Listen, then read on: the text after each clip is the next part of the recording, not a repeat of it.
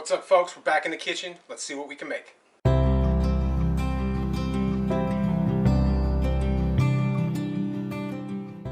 Alright, last week we made some pretty awesome steak with that mesquite rub and some tomato sauce. And then that tahini pasta, which, is supposed to be a dill, but, when you're working with what you got, you can shift things around and make something really delicious. This week, I haven't found a protein yet, so let's go look. Ground beef. We got some nuggies.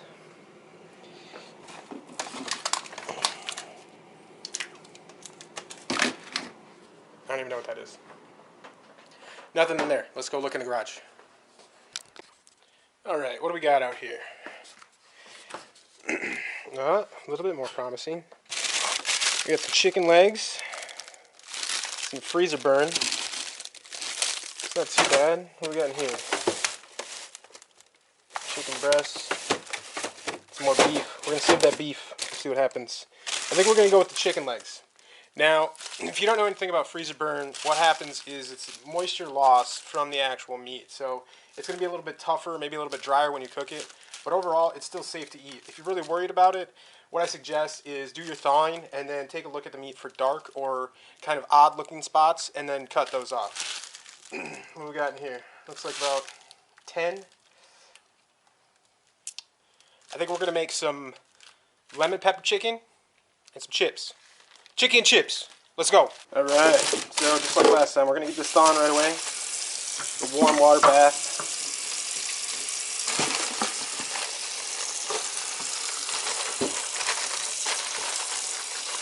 There we go. That'll speed up the process a little bit. While that's thawing, we're going to get started on our chips. I think it's a good idea for everybody to keep potatoes around. They're really versatile. You can make a lot of delicious things out of them. And there's always a lot of them. Quantity, quality, can't beat it. And the price is great. The trifecta of delicious. Okay, so there's a few different ways that you can cut your chips. I'm going to go through 2 of them. Standard old knife. Now, a lot of times, potatoes are round, so they're going to roll around. So what I would suggest people to do is you just take a little sliver right off there. Do that, so now you got a flat, not going to roll away on you. And then just give yourself about 1/8 of an inch. Obviously thinner is better. They're going to cook a lot faster if they're thinner. So that's what we're going to go for. But you also want to be careful because your fingers are going to be really close to the blade as you're chopping.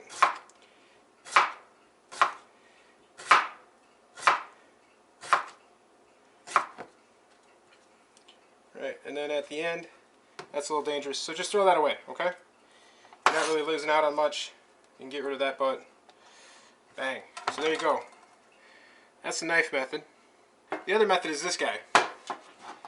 Your cheese grater. Now it's got this fancy guy right here, which, if you've ever been a kid and you saw one of these, you never knew what it was.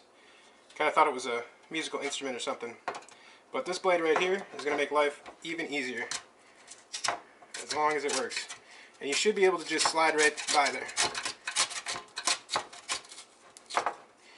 But you could have that happen.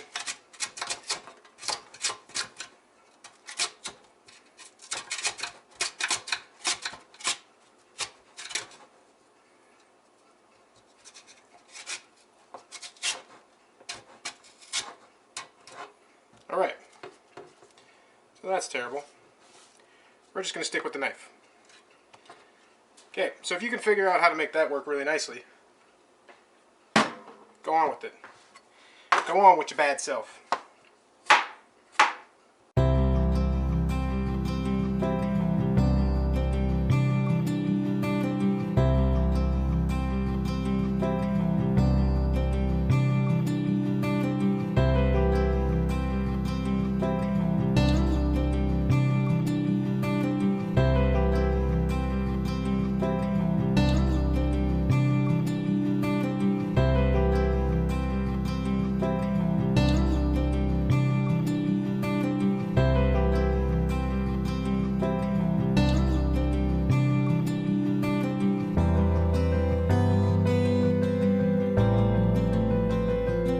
Okay, so I know I said last week that the wok is the bee's knees, but what you're going to need for this is a 5-quart saucepan. You can also use like a 12-inch high-walled skillet, but I'm going to be using this saucepan here. I prefer the Heart Healthy, cholesterol-free Mazola corn oil. This does a great job for frying anything.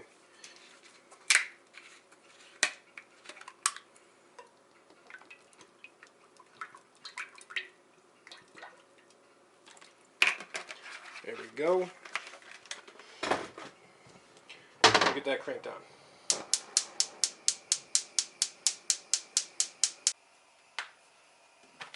Okay, so our chicken is thawed. As you can see, all those wonderful juices in there. We're going to get rid of those, and then we're going to take these, and we're going to do a little speed marinade on them, and I'll tell you how you can do that. It will require some extra equipment. I'm not sure how many people have one, but then I will link what you need in the description. Okay, so before we mix the marinade, the oil is nice and hot, so let's get those taters in there, so that way they can start crisping up while we're getting everything else ready. Okay, there you see. It doesn't look dangerous, but it is. Anytime you're working with hot oil, keep in mind that this can splash, you can start fires. So what I'm going to do is I'm going to turn this down to about a 5 on a gas stove, because I know my oil is hot, and I'm going to have my lid ready. So if there's some kind of something that happens in here, or as I'm adding the potatoes, I can just cover it right away, so that way nobody gets injured and everything's safe. Another thing you can do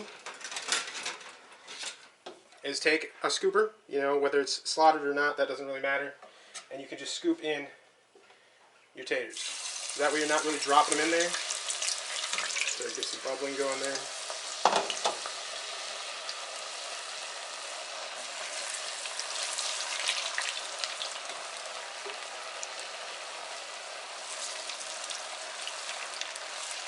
Like noodles, potatoes have a blanching period. That's where the starch is coming out of the potato or the noodle, and you kind of want to just keep them moving around. If you don't move them around a little bit, that starch will stick together, and you won't have a single chip. You'll have the potato will put itself back together.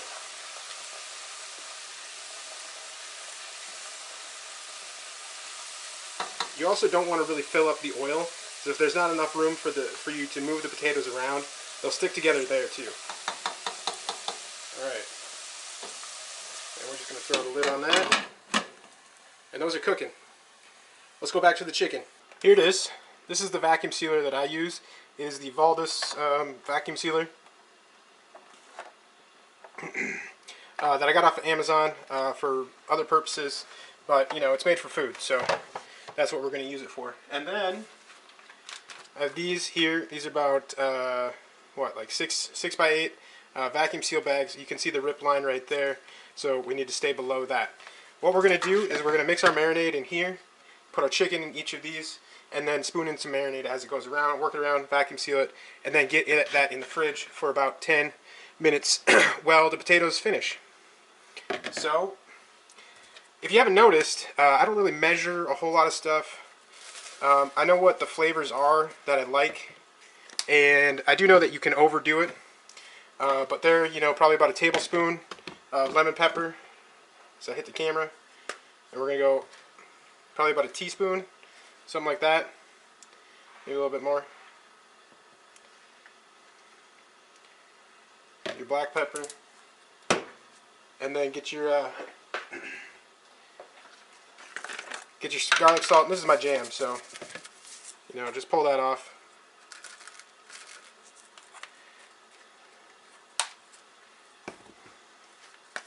Hit it with this one more time, because that's the flavor we're looking for. That lemon pepper deliciousness. Okay, these two are important because your oil gives your meat a nice coating, but your vinegar breaks everything else down, so that way it kind of keeps all the flavors together. And then your lemon pepper, that's just for a little extra freshness to the marinade. Or your lemon juice, not lemon pepper.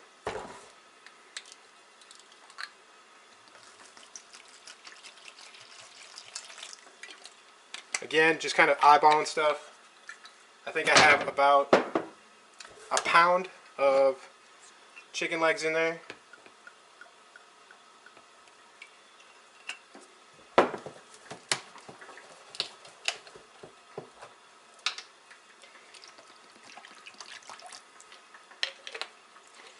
Like I said, I don't have a sense of smell, if you didn't hear me say that last episode, so I can't really judge what this marinade is like by smelling it. But if you guys do, which I'm assuming most people do,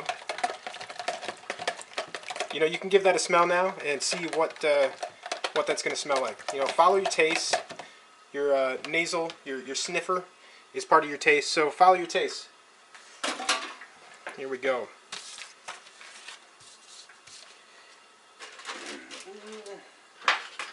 Bag is still a little juicy, so I'm going to set this plate down and then put the plate on there. That way I'm not getting a bunch of nasty chicken juice all over stuff. Another thing that you can do to help the passage of flavor with marinade is poke your meat. Grab a fork and just pierce it into the meat, and when you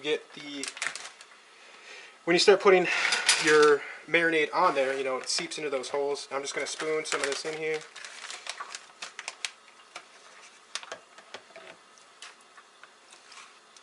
Two spoons is all you really need.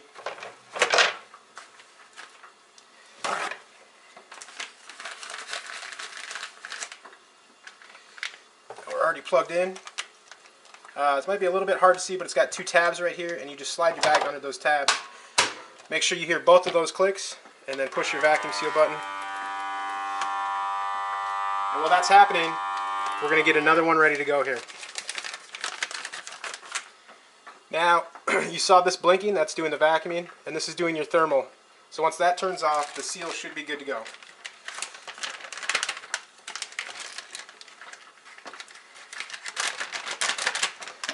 There you go. Getting 2 legs in each of these, so if you can get a bigger bag, that'd probably be better for this project, but this is what I had available, so it's what we're using.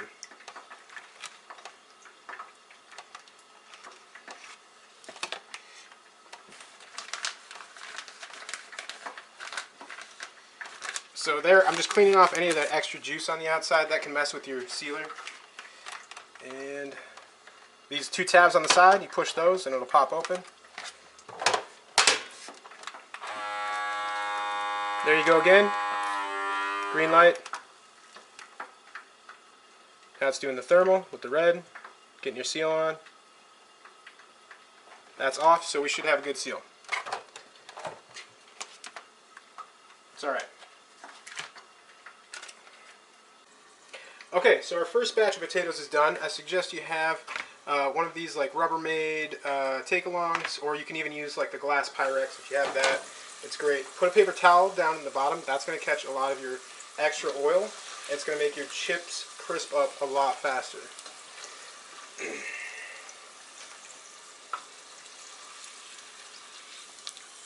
There you go. You just spoon those right in there.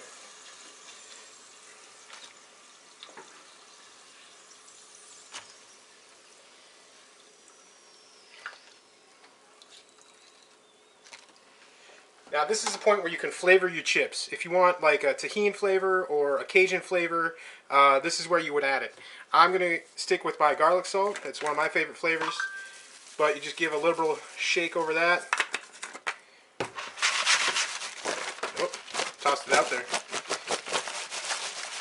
There we go. So now that seasoning is going to stick to all that oil as the oil starts to dry, and it's going to be real delicious. So for the chicken legs, what we're going to do is we're going to crank on our oven at 385. Get that heating up. It's been about 10 minutes. We've got our cookie sheet out. I suggest having some Evo ready. Here's our chicken. Just going to spray down our pan right quick.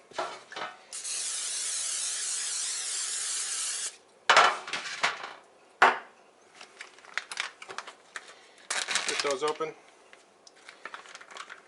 Now you don't want the marinade, so you need to grab the chicken out, place it down.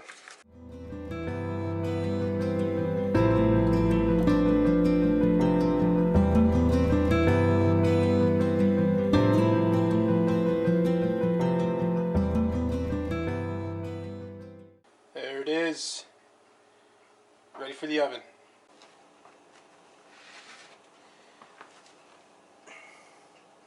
Bam. So with this much meat 385. Just going to go right in there, right in the middle. And that is going to take about 30 minutes. Alright?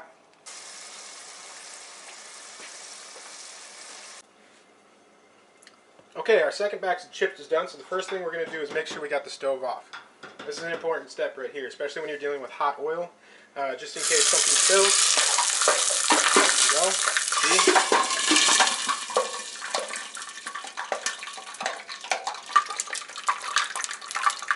Set your lid to the side, and we're going to do the same process. Just spoon these right out of here, in with these other guys.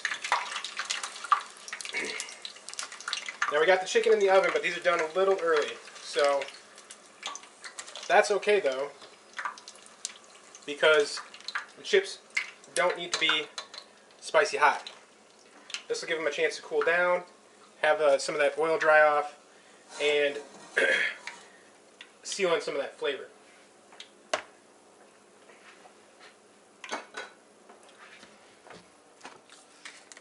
Don't forget, still got to get some of that in there.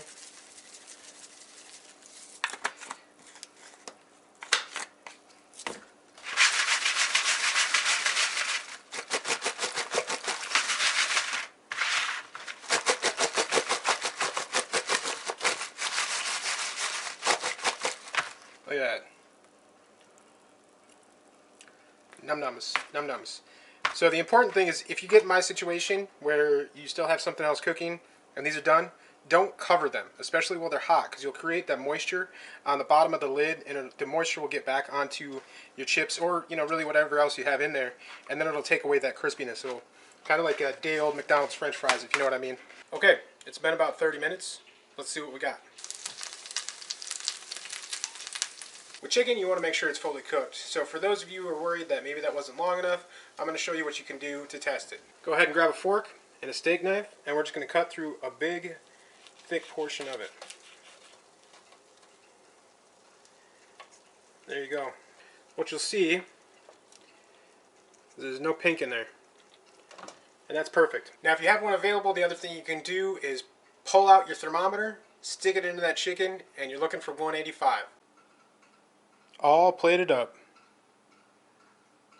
That's it. We got our lunch. Chicken, chips, and we're ready to go.